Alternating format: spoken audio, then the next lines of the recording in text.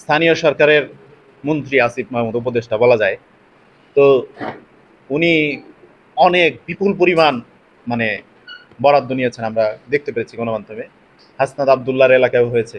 কিন্তু এই যে আমিম লোকটা আমার বাড়িতে যাওয়ার জন্য যে সামনের যে 3 কিলোমিটার রাস্তা, আজ থেকে 17 বছর আগে এই বেহাল দশা, এই রাস্তার স্যাংশন হয়েছিল আরো 3 বার। কিন্তু আওয়ামী লীগ এই এরিয়ায়, আওয়ামী লীগ বিদ্বেষী মানুষ থাকায়, দেশপ্রেমিক মানুষগুলো থাকার কারণে এই রাস্তা হয় নাই।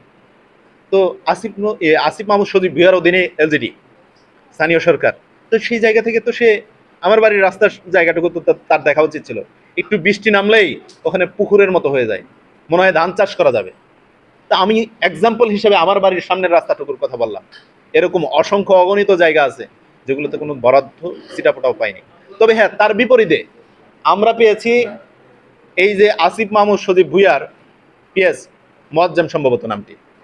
এই ব্যক্তি 311 কোটি টাকা দুর্নীতি করলেন। বাহ, সোনার ছেলে। 311 কোটি টাকা দুর্নীতি করলেন উনি, আর ওনার উপদেষ্টা কিছু জানে না, আর ওনার উপদেষ্টা এর সাথে কোনো ইনভলভ না। এটা হতে পারে না।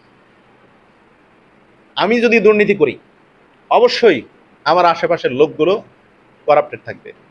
আর আমার আশেপাশের লোকগুলো যদি 5 টাকা দুর্নীতি করে, তাহলে অবশ্যই সেখানে আমার দুর্নীতির সম্পৃক্ততা থাকতে পারে। তো আসিফ মাহমুদ সজীব ভুইয়ার সম্পৃক্ততা নাই, আসিফ মাহমুদ সজীব ভুইয়া দুধের দোয়া তুলসী পাতা, এটা তো হতে পারে না।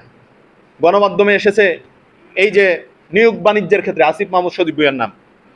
তারপরে এনসিপির এখন পীর যাকে বলা হয়, এনসিপির পীর, এই এনসিপির পীরের বিরুদ্ধেও অভিযোগ উঠেছে, গণমাধ্যমে এসেছে যে তিনিও ক্ষমতায় থেকে এবং ক্ষমতার বাইরে থেকে নিয়োগ বাণিজ্য করে গেছেন। আমরা দেখেছি ঢাকা উত্তর সিটি, দক্ষিণ সিটি সহ বিভিন্ন জায়গায় নিয়োগ বাণিজ্যের যে কার্যক্রম, সেগুলো কিন্তু দৃশ্যমান। এরপরে আর বলার কোনো অপেক্ষা থাকে না যে কিভাবে তারা এই রাষ্ট্রীয় অর্থ লোপাট করেছেন।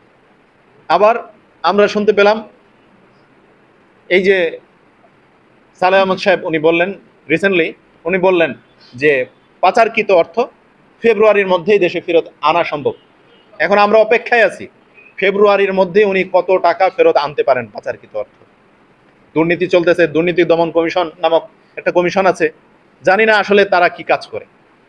যখনই যে সরকার থাকে তাদের দুর্নীতি খুঁজে খুঁজে, এবং সেই সরকারে দায়িত্বপ্রাপ্ত বলেন কিংবা এছাড়াও সরকারি কর্মকর্তাদের দুর্নীতিগুলো খুঁজে খুঁজে বের করে জনগণের স্বার্থ রক্ষা করা উচিত যে দুর্নীতি দমন কমিশনের।